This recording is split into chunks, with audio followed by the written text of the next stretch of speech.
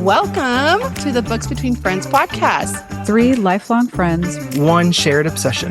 Books. From epic fantasy to page-turning thrillers. We dive into the stories we love And the ones we just can't stop talking about. So take a seat, Grab a drink, and get cozy.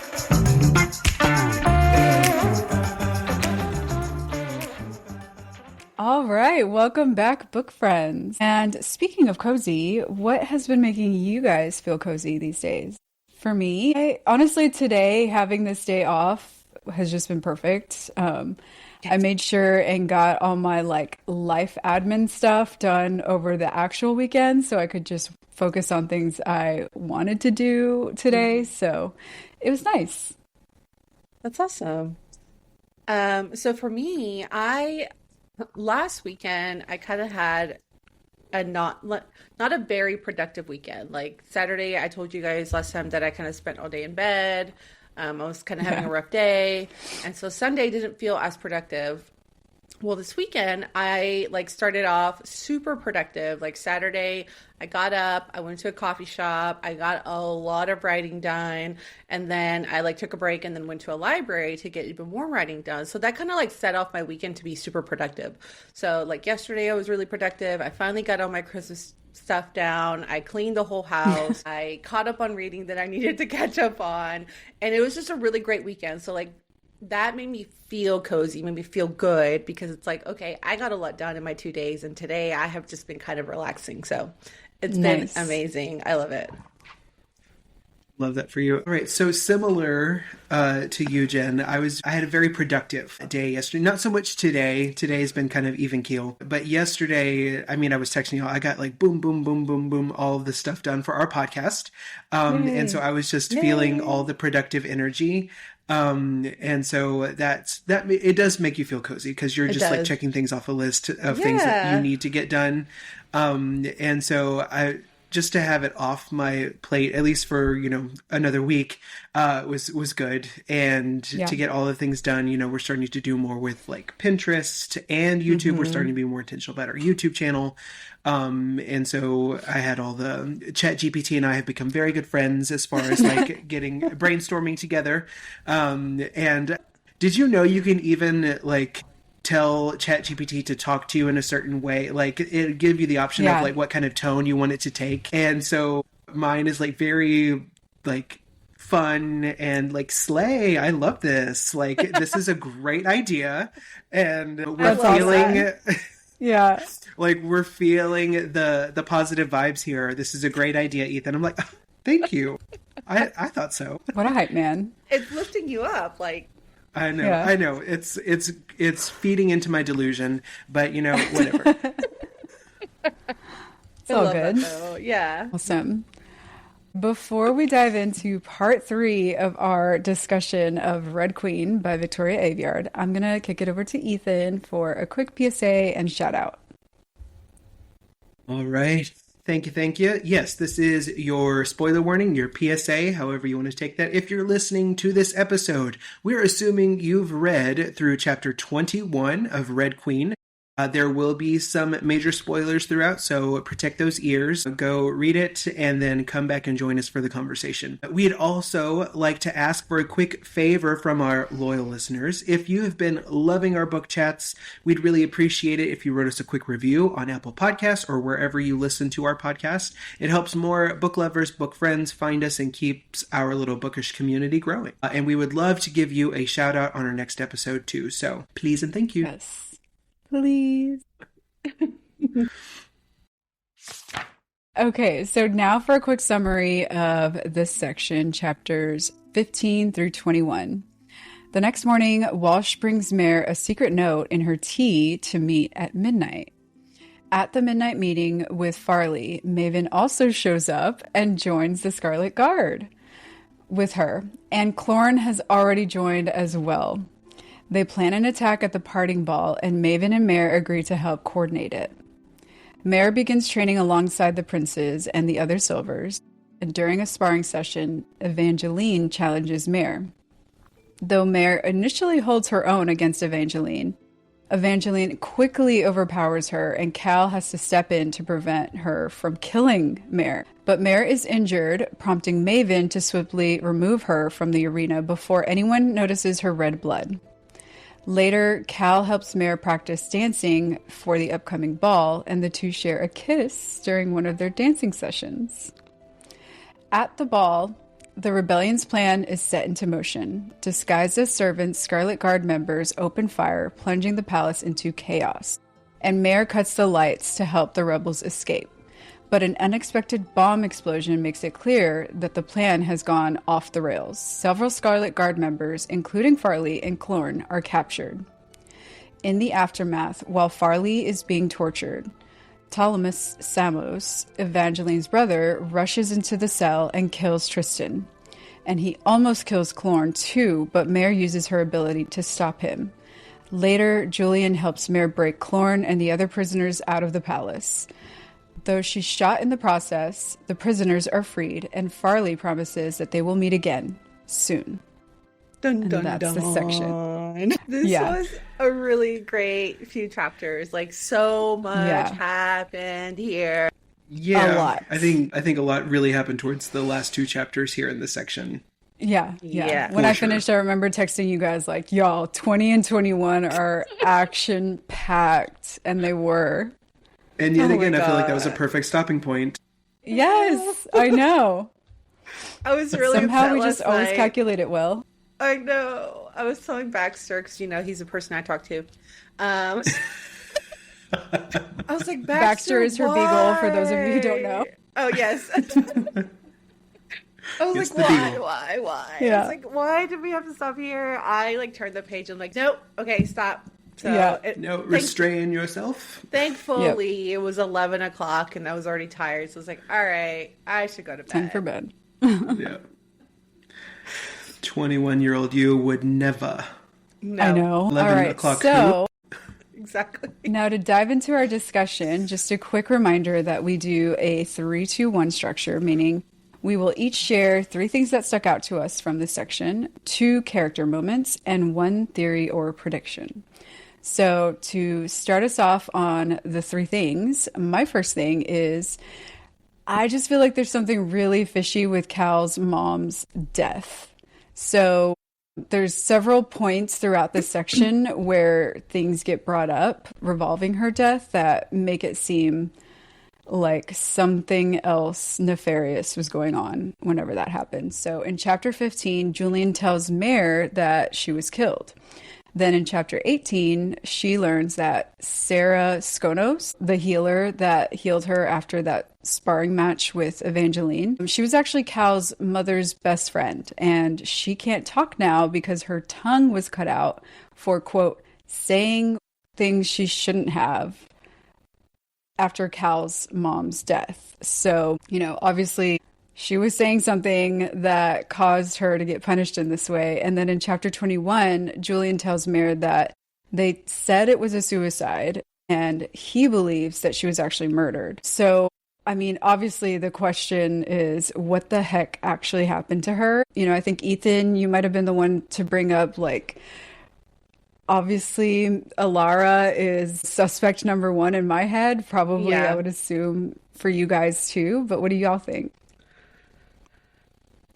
Yeah, I read this part and I was like, okay, so confirming what we were already suspecting, right? Yeah. This 100%, something happened here. Enough to where Julian is he's very resentful, bitter, angry about it. Mm-hmm. And he knows that something happened as well. Unfortunate, how fortuitous or how convenient is what I'm looking for. How convenient for Alara that the only person that apparently knew the truth is Sarah, and she can no longer speak about it, and Alara is the only one that can actually get inside of her head. So to find out what actually happened. And I'm assuming Alara already knows what happened because I think she's the perpetrator. But I just thought we're starting to get some dominoes fall into place. What caused, or I don't know what was the reason behind it, if Alara just wanted power, or if maybe Cal's mother knew something that she wasn't supposed to, or she found out something she wasn't supposed to. Well, remember Oh, Julian yeah. made the comment that he said, she was trying to change things and make things better. So, Yeah, she was he trying did say that. to make a better kingdom. She was trying to probably Hmm. show kindness, and that's not what silvers do. Silvers don't show kindness, they show strength and power. And so I Right. Hmm. think that's why she was removed, because she wasn't the right ruler for the kingdom that they wanted, and it sucks because it sounds like Tiberius loved her. So Right. can you imagine You know? the kingdom that they would have ruled together, which honestly points the finger back to Alara, which, Yeah. she's the evil one of the two. Like, yes, they're both evil, but the one pulling on the strings is her, not him, Yeah. her. Yeah. Yeah. He's Well, just a puppet. okay.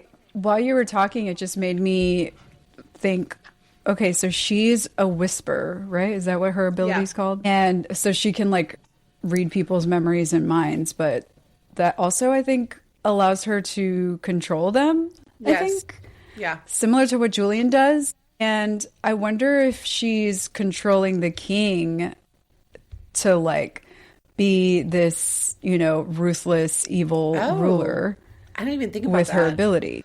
Yeah. I mean, she could be. Another thing I thought of too while we were talking, I was like, what if Cal's mother figured out the truth behind the Reds having some power, and she wanted Ooh. to bring that to light? Yeah. Yeah, that too. Yeah. To create more like an equal, like equality type Right. kingdom. Yeah. Or right some wrongs, like Yeah. Yeah. let's Give them more reveal the rights. truth. Yeah. Yeah. And then my point number 2 is I'm still worried about whether or not we can trust Maven. I honestly didn't expect him to be the brother to join up. And like, obviously not so soon. Like this happened right away in chapter 15 when Mare went to that meeting to like, it was like an initiation sort of, and Maven was there, and that was totally unexpected for me. And there was a moment in chapter 18 after Julian, I think, was asking Mare about how close she's getting with Maven. And he says, I'm just trying to help you. Maven is his mother's son.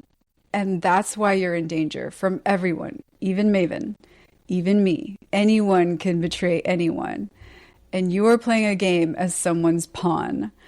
And like, I think, Ethan, you were the one who was saying last time that there's going to be a major betrayal. And so, like I'm going into this section with that in my head. And then Julian says this about Maven.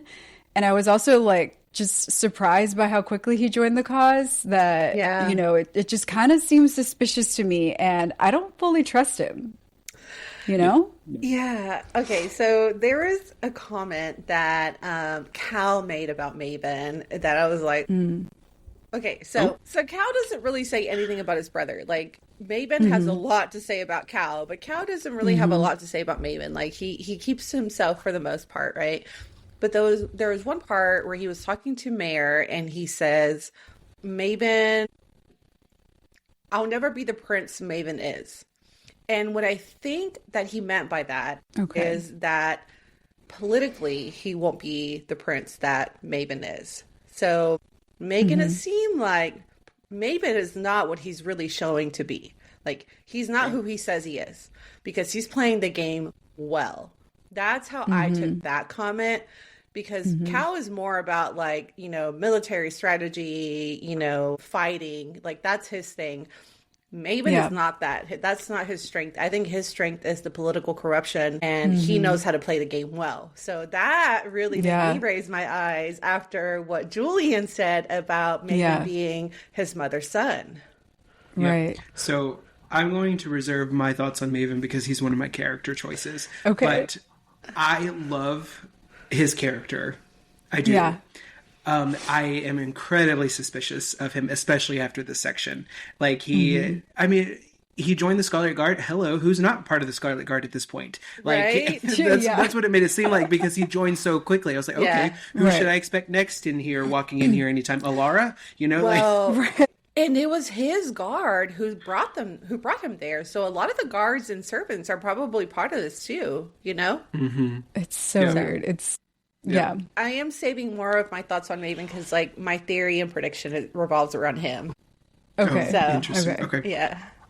So anyway, definitely side-eyeing Maven here. And then something about the bomb, that's my third point. Okay, who the heck set off the bomb? Because in chapter 21, before they broke them out of the dungeons, Mare took the time to question Farley about it, and she swore that it wasn't them. And so... Maven. Right. So I'm like, okay, someone at the palace must have done it because the Scarlet Guard didn't do it, you know? And so who would want to, like, essentially sabotage this whole mission, right? That's basically what this bomb was about. I mean, is Maven a double agent? Like, this whole section is just, like, pointing me in that direction, you know? Yeah. I don't know. It could have been Maven, but I'm not also 100% trusting Farley in her word either. You know? Like, I'll say more of what I think of Farley because she's one of my character moments, but just because she said she didn't do it doesn't mean she didn't do it. True. Yeah. That's true. That's true. I don't know. I still think Maven at that point. It could be. Yeah, because, it could be. Yeah. Yeah. And Farley is not innocent in this at all either. But I think you're onto something as far as a double agent goes. Like that's where I started leaning towards as well. I was like, Yeah. I'm like, especially considering his silver power is fire related. Like, who's to say he couldn't have set it off remotely? You know, because of that. So That's a really good point. Yeah. Yeah, it's interesting. It's interesting. Yeah, super. I'm with you on the side eye. Or he could have set it up to where, like, he knew Cal was going to fight back. So, you know, what if, like, Cal accidentally set off the bomb? To try to take him out? Yeah.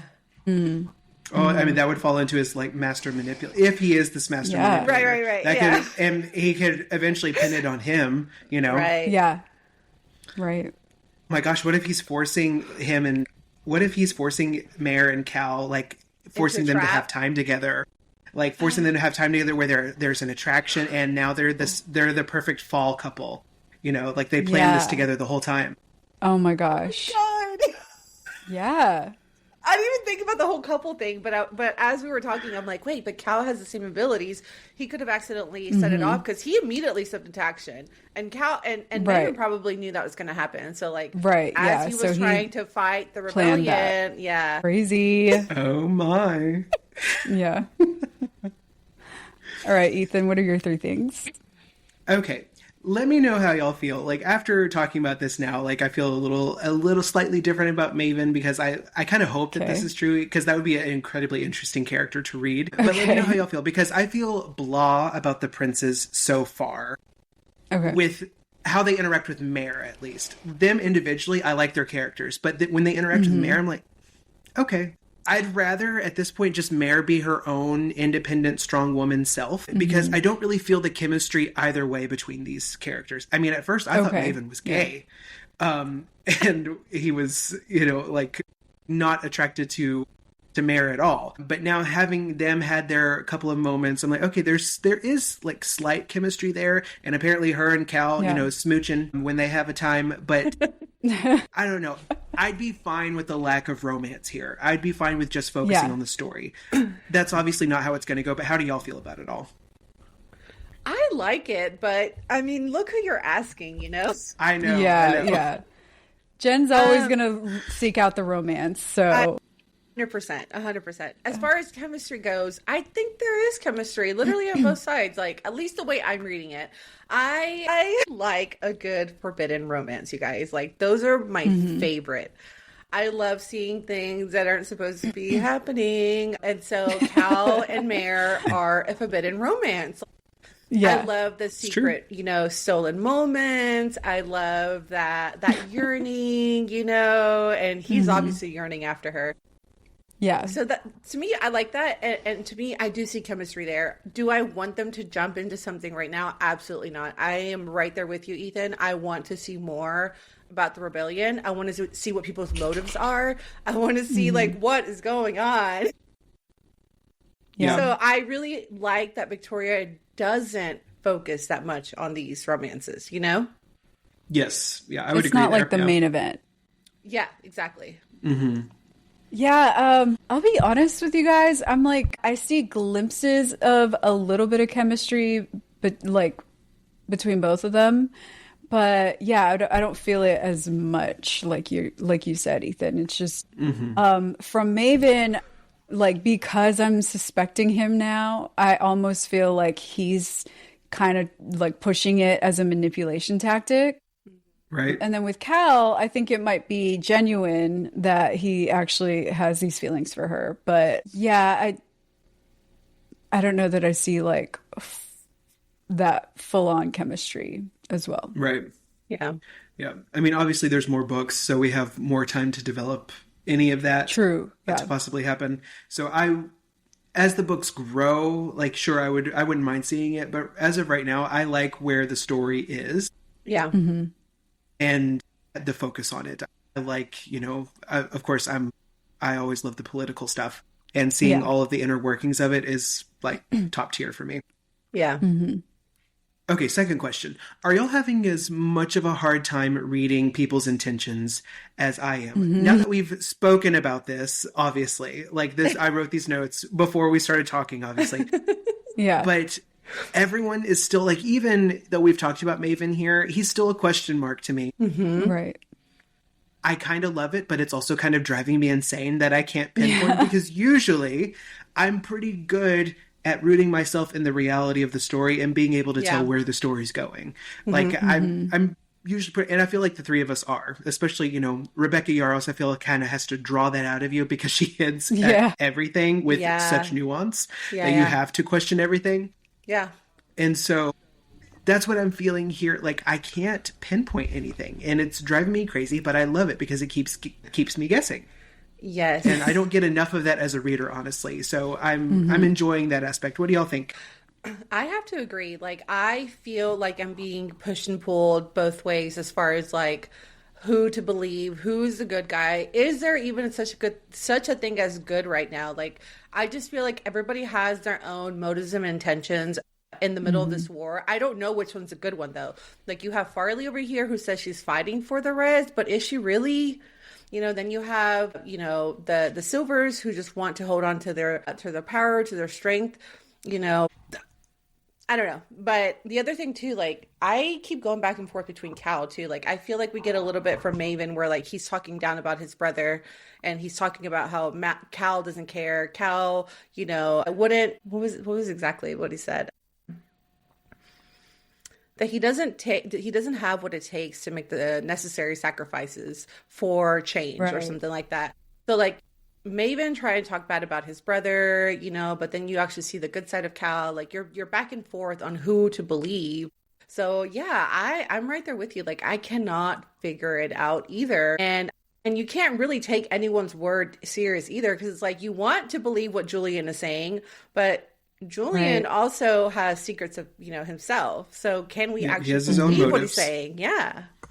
Yeah. So. Yeah. And he even said it himself, like, even I could betray you, like, not just Maven, So, and I'm right there with you, Ethan. I'm just like, you can't trust anybody. Like, nobody's safe, Yeah.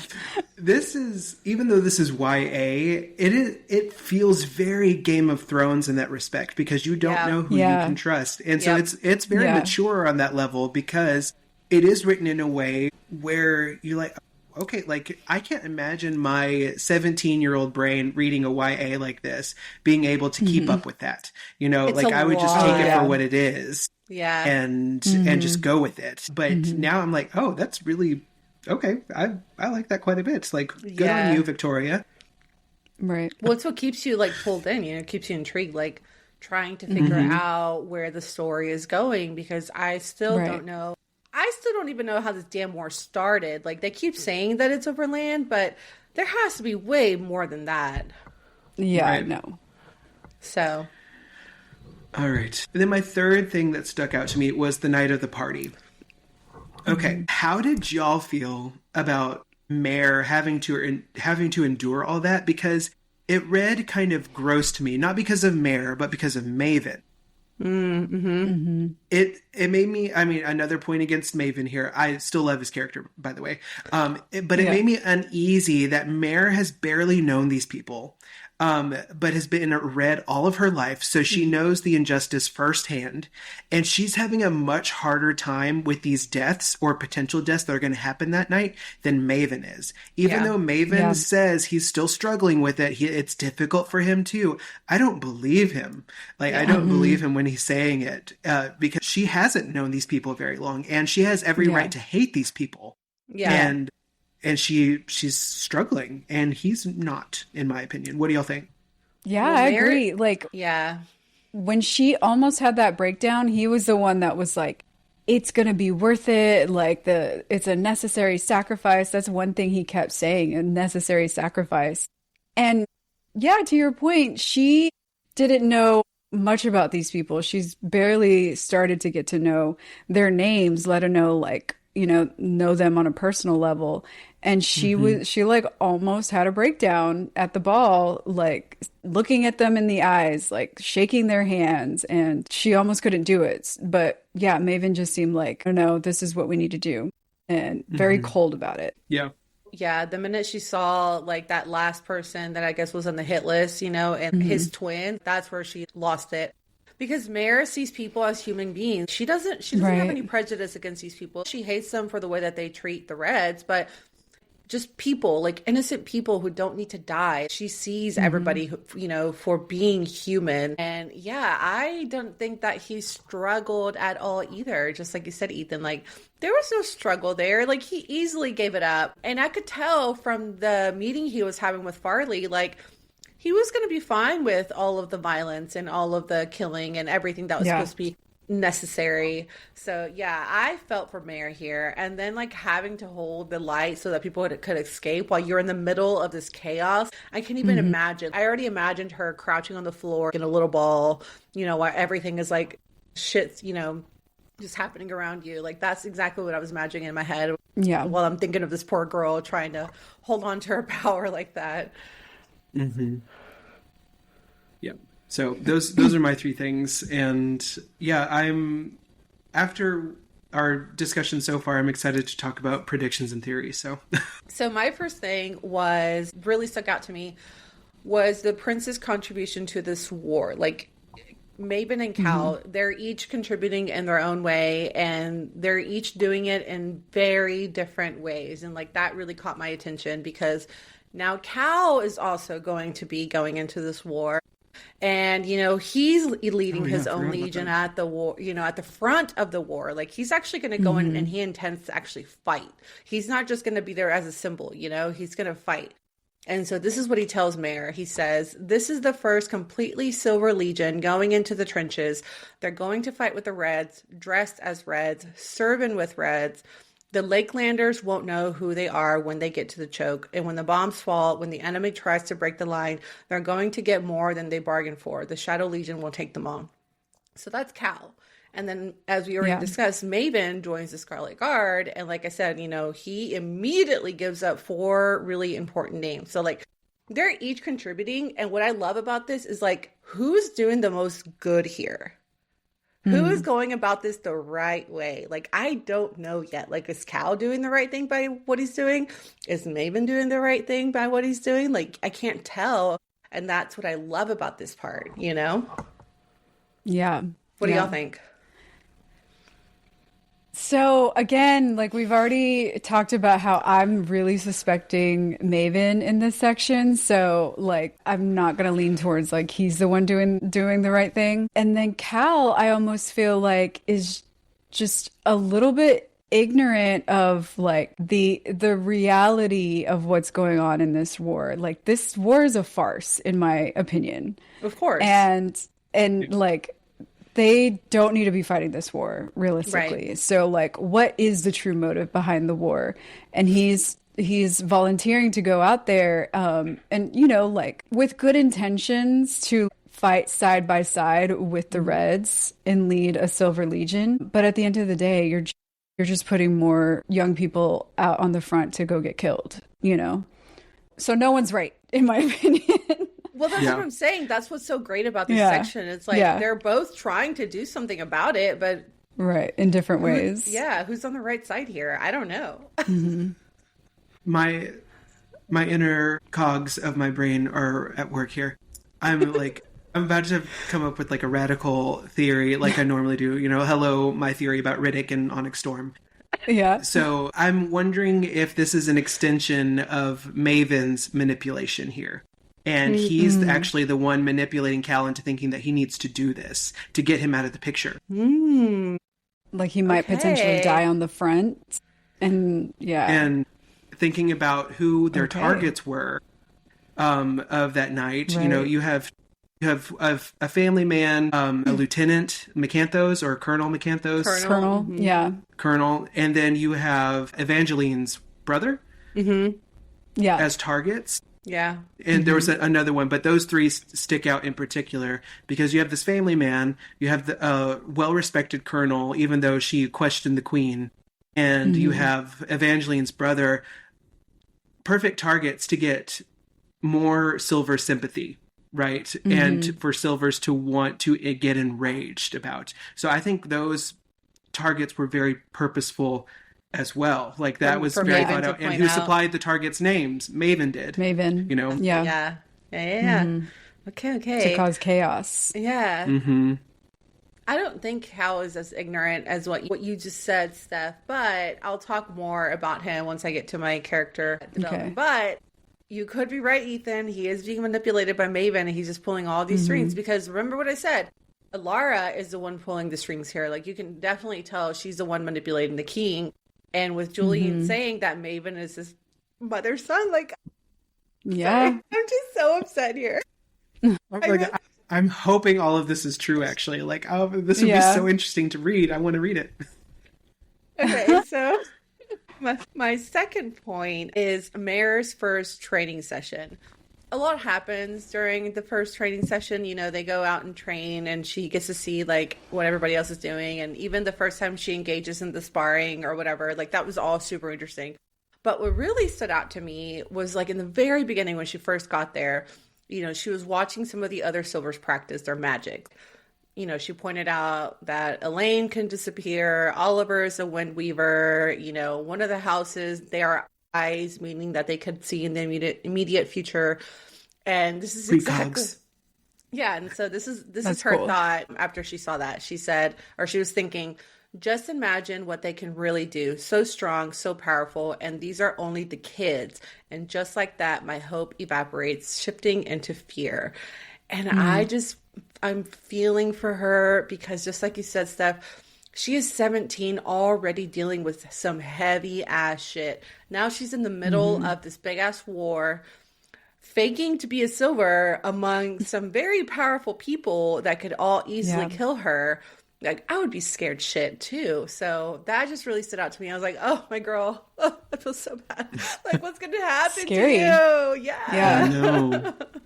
I need her to own her power and be like Storm in the X-Men and like where she's covered Yes. in lightning and just like start floating. Like, Yeah. that's what I need. Yes. Yeah, but she's starting off with her training, and all of these other Silvers have had a lifetime already, Exactly. honing their Yeah. powers. So it sucks. It makes me very, does. very nervous for her. Yeah. And again, I just love the way Victoria writes here because because I remember reading that line, I was like, Yeah.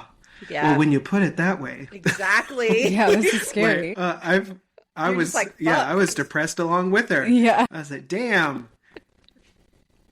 So yeah, that really stood out to me. And then the third thing was Julian's ability, aka the singer. Like, whoa, Yeah. you guys, what a power. I guess like when we first like got introduced to him, I did not stop to question what his ability was, right? Like he even said that too. He was like, I'm surprised you never asked, Yeah. And so this is what he tells her about his power. He said, I can't read minds, I can't control thoughts, I can't speak into your head, but I can sing. As long as someone hears me, as long as I can look into their eyes, I can make a person do as I wish. And this kind of reminds me of a siren. Didn't y'all think about that whenever he said sing? It didn't come to mind, but I can see what you're saying. Okay. So I'm honestly kind of scared of Julian, you guys. Like, I'm scared It's of his scary. ability. Yeah. Yeah. And it may not be as powerful as Alara's power, but he can also make you forget that he has used his ability on you.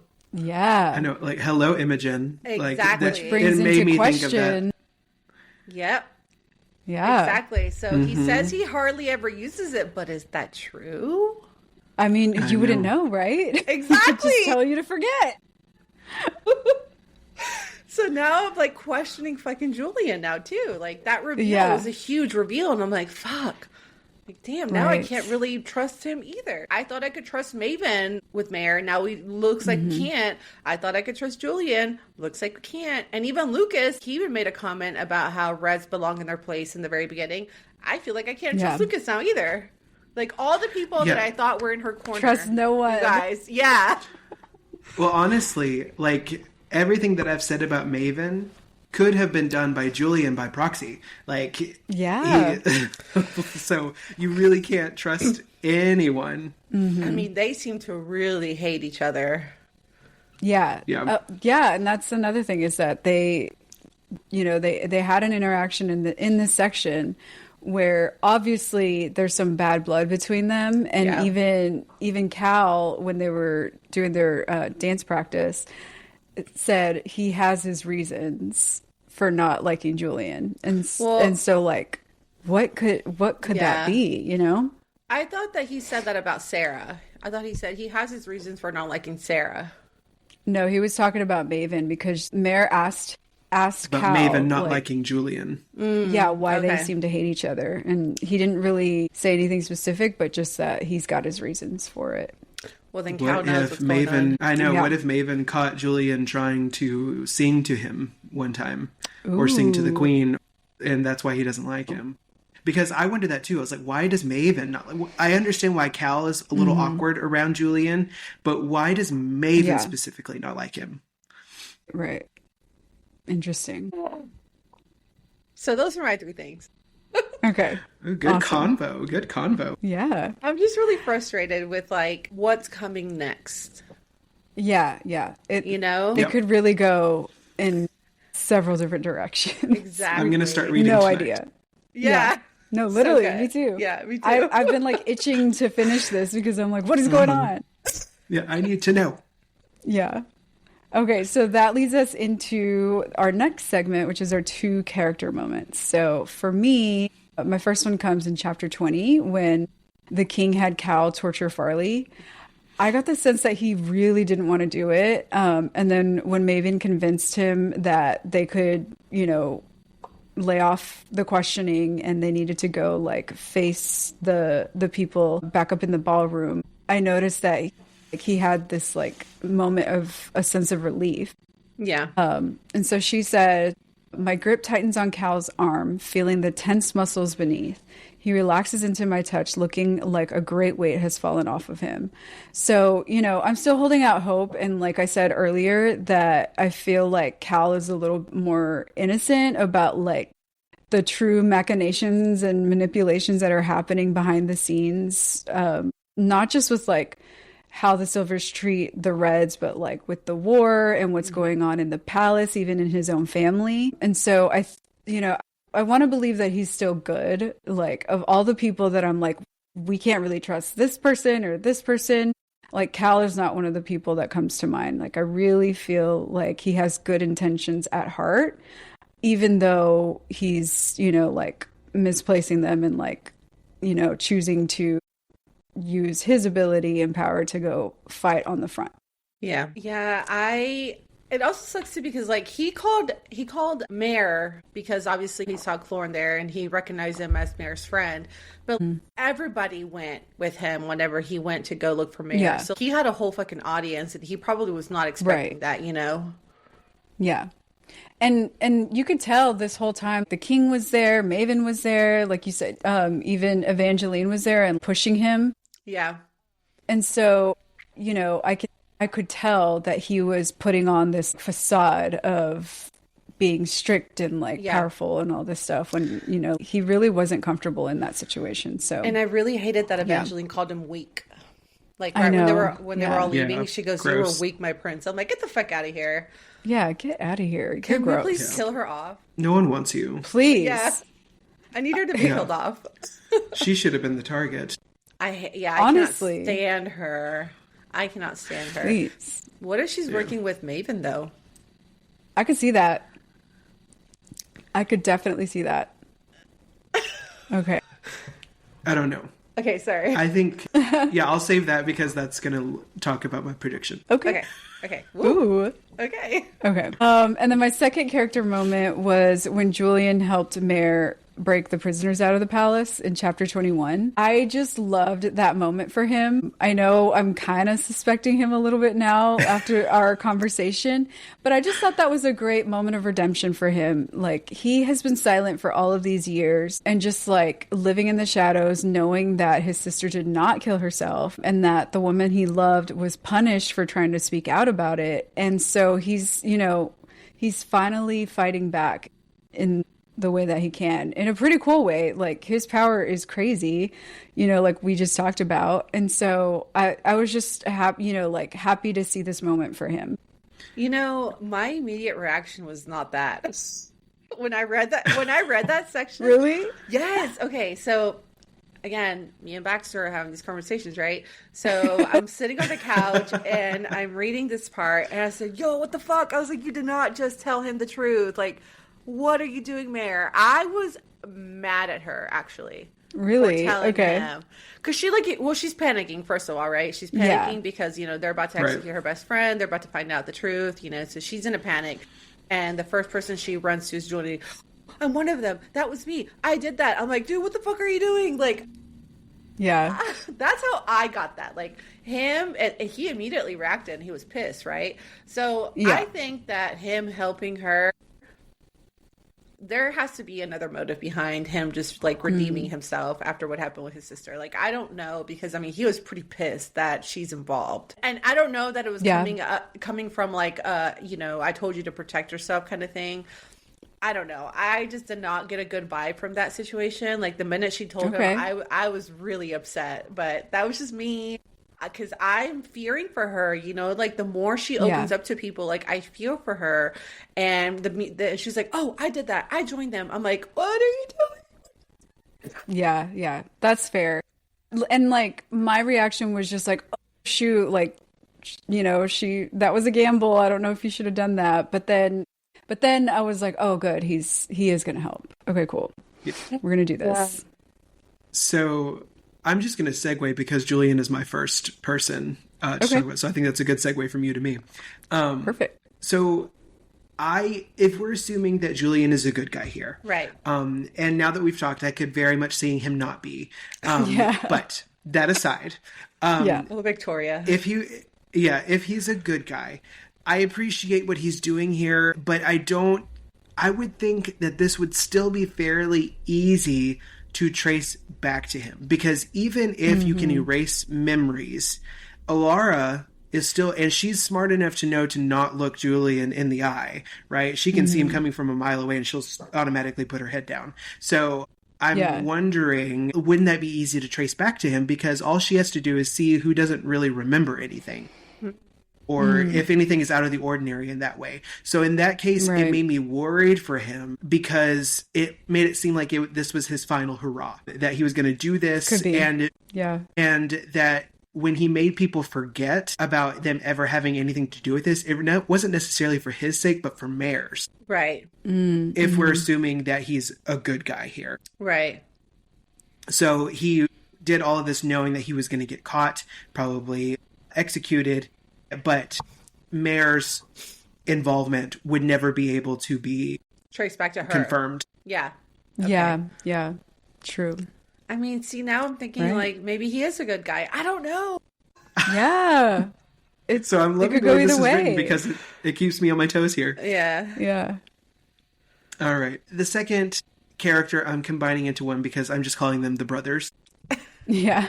and this is me just complaining, I need to know more about them. I need to know their histories because I feel like if there are very prominent characters at this point, yet we know nothing about them. We know nothing about them other than they can shoot fire out of their fingertips. Yeah. I know. And so, and who their parents are. So I need to know more about their history, more about their history with Julian, more about Cal's mother, more about Maven's place in the kingdom and how he's been treated.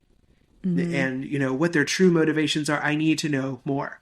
The people want to know. And I was surprised, and I don't know if I believe, like, when they were joining the Scarlet Guard and Farley was questioning him about why he wanted to join, he talked to her about how he actually spent some time fighting on the front, and he made some friends that were Reds, and one of his best friends that he fought side by side with got killed on the front. And that was like his story and reason for wanting to join. First of all, I was surprised that Maven had already been sent to the front, and it seems like Cal has never been sent to the front, has never fought in the war.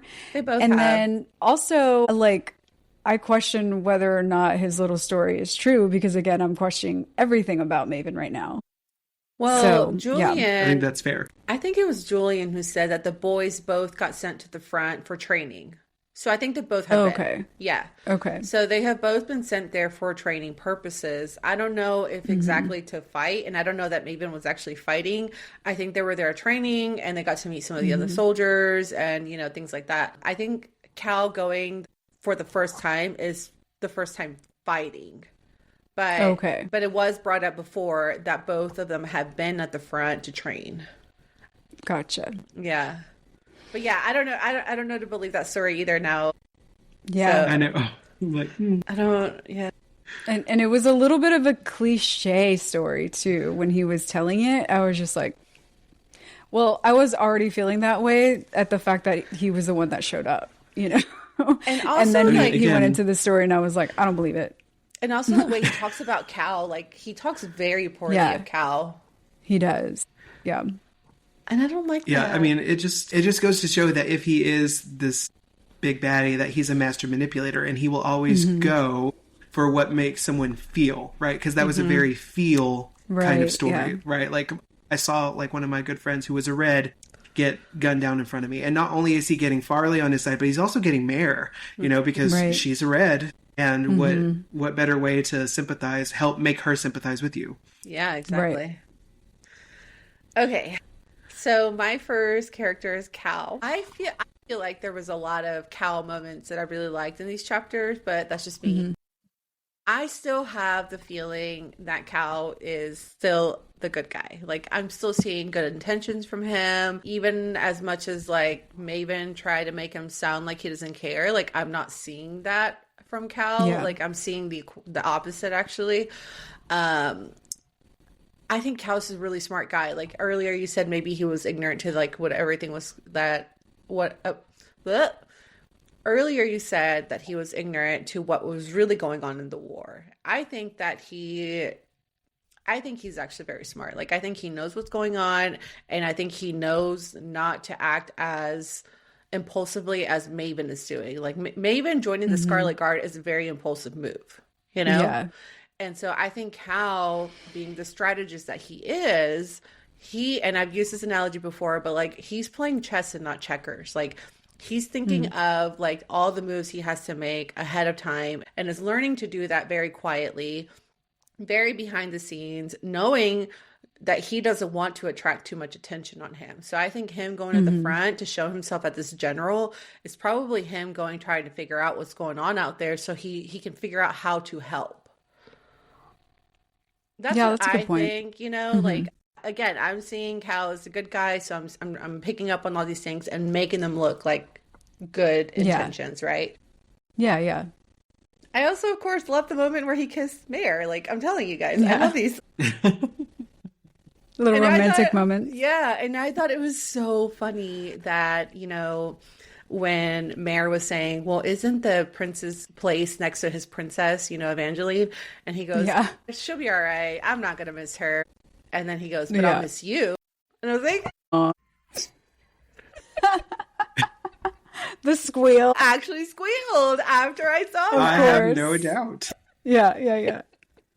Poor Baxter. I know, he hates it. How does Baxter really feel about all this, though? Oh my God. He side-eyes me so hard. Sometimes he's like, ugh, Yeah. He's probably like, oh, you again. Another like, romance. again. Poor That's Baxter. hilarious. But yeah, He's just again- trying to take his naps. He's trying, man. But yeah, no, again, I like the forbidden romance. Like, I like those stolen moments and the yearning and stuff. So, like, I was living for that scene. So, yeah. That's what I think of Cal, you guys. So, I'm hoping, please, Victoria, please don't make him into the villain. I know. Yeah, no, I don't think so. I think he's the one we can trust. Yeah, he's the only one that hasn't been a question mark for me. So, Yeah. Okay, so my second person is Farley. I am still not a fan of this woman, y'all. yeah. I was grinding my teeth the entire time she was talking to Maven and Mare. I was so mad at that whole situation. She is still coming off as not caring about the innocent lives, no matter if they're silver or red. She talks about sacrifices Necessary. that are needed, no matter who it is. She only cares about making a statement. And there was a few comments that she made that really like, ugh. So the first one was the little prince and then the little lightning girl, one a coward, and you, the last time we met, you were scrabbling in the mud for a miracle. I was like, you know what? Fuck you. You know, like, when she said that, I was like, yeah, fuck you. And then after Mare revealed her power to her, she goes, we can bomb and burn every inch of this country down.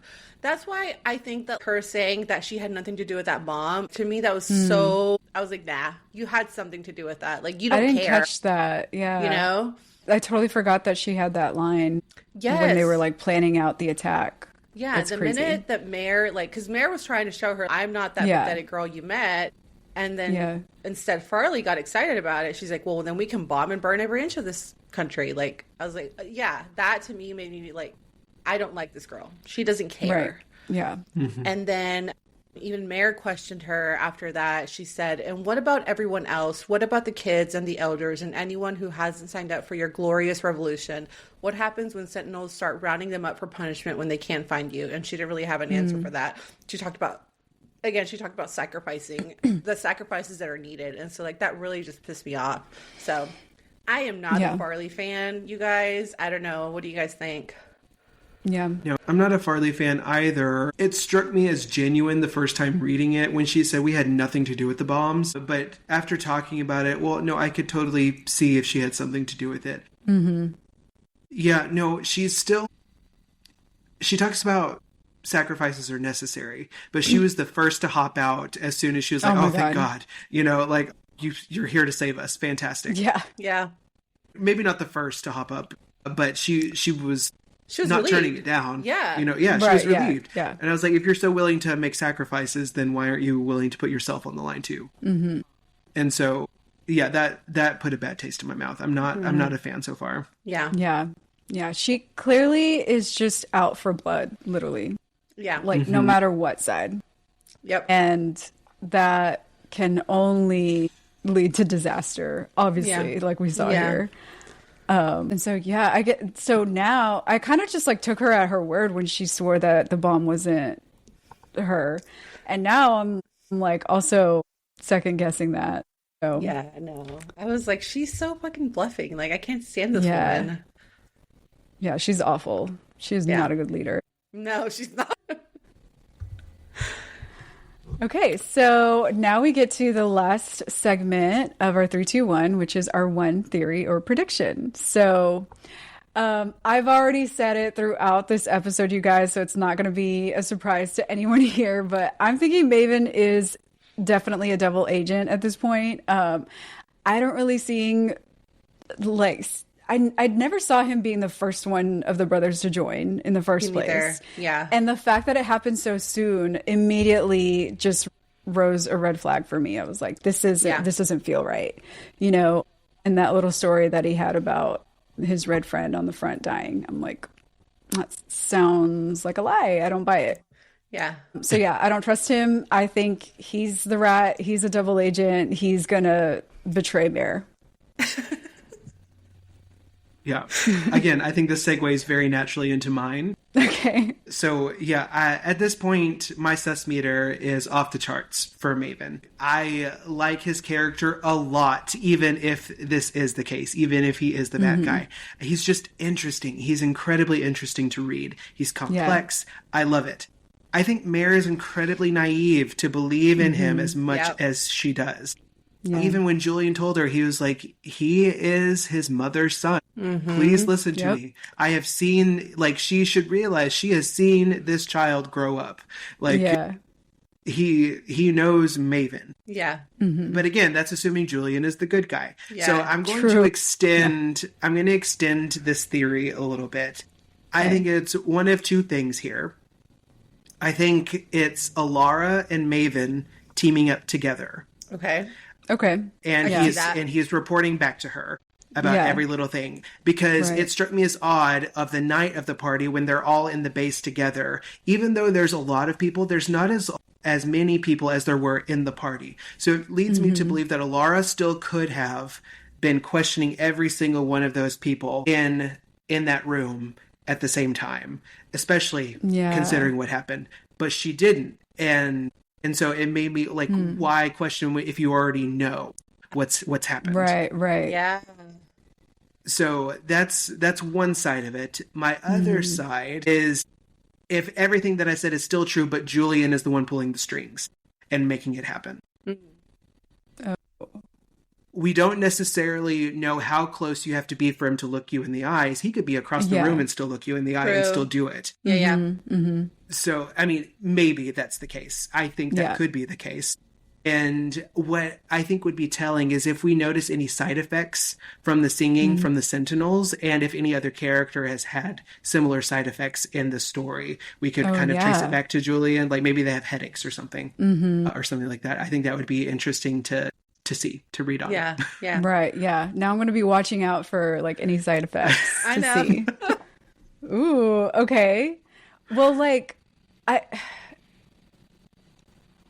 what if Julian is like the master manipulator in all of this? That'd be crazy. And then also think about it. One of the targets at the ball was the Colonel, who questioned the Queen specifically at that luncheon. So maybe she was the one that fed Maven the names of people to target. Yeah. It could be, yeah. I can totally see the whole Lara and Maven thing going together. Yeah. That one seems a little bit more obvious. Okay. Yeah. So my theory prediction also revolves around Maven. But I took it a little step further on this one. Okay, I think we have another Xaden secret on our hands. So, spoiler alert for anyone who has not read the Empyrean series. I think Maven. So, as I was writing it originally, my thought was just on Maven. But I think Maven and even Cal may be hiding a second ability. So, like from their mom? Both of the queens and their abilities keep popping up into conversation. Like after Julian made the comment about Maven being his mother's son, it made me believe that maybe they both have their mom's abilities on top of manipulating fire. Ooh. So what if having royal blood gives you the ability to get both of your parents' abilities? Right. Because it has been mentioned that your ability, like the abilities are tied to the family line, and it goes from the dad. So that's why Cal and Maven are both burners, because their dad is a burner. Yes. But we don't know a lot about abilities. We don't know a lot about how they manifest. I mean, look at Mare. She's different. Where did she come from? Exactly. She's different than both red and silver. So that's what I'm thinking. And of course, obviously they're both using it for very different reasons. Like Maven, I think Maven knew about the Scarlet Guard, and that's why he immediately joined, because he probably knew about it after what's-her-face came back from visiting Mare. After Mare came back from visiting her family, he probably read it in her mind and was like, oh, this is my way to infiltrate, And then showing support will be the way to get into her heart easily, because that's where, her mind is right now. While Cal is keeping his hidden because he's being more careful and strategic about it. Right. More quiet. So interesting. I don't know. my theory. I like that That's theory. cool. I didn't think about Maven because when I read that line of like no silvers ever being recorded of having two abilities, I was like, okay, that could either just be her world building and just setting the rules and boundaries of what this Right. is, or that could be there to make us question if there ever might be Yeah. a silver with two Exactly. abilities. So that's Yeah. also the way I started thinking about it too. I would almost like it better if Maven didn't have that second ability because that would make him a truly devious, and that would make the betrayal even more heartbreaking. Is that he doesn't have that ability and yet he was still able to manipulate her like that. Like Yeah. that would be more heartbreaking to me. True. I just feel But I like like that idea though. Yeah. Yeah, I that'd feel be like cool. there's a reason why the moms keep getting brought up, you know? No, I think you're right. Yeah, So that's a fair point. we'll see. Interesting. All right, book friends, that was the end of part 3 of our deep dive on Red Queen by Victoria Aveyard. Let's keep the discussion going. We are Books Between Friends Pod on all platforms. Thank you so much for interacting with us in our socials. We look forward to chatting with you all about this book because obviously we have a lot to chat about. So yes, Yeah. bring on those comments. All right, you guys, on our next episode next week, the game is set, the crowns are watching, and nothing ends the way you expect. In part 4 of Red Queen, we dive into chapters 22 through the epilogue as alliances shatter, truths finally come to light, and the consequences of power finally hit. Plus, we are sharing our final ratings and where this beloved YA fantasy lands for us. This is the end, or is it? That's a wrap for Books Between Friends today. Thanks for listening, and we'll catch you in the next chapter.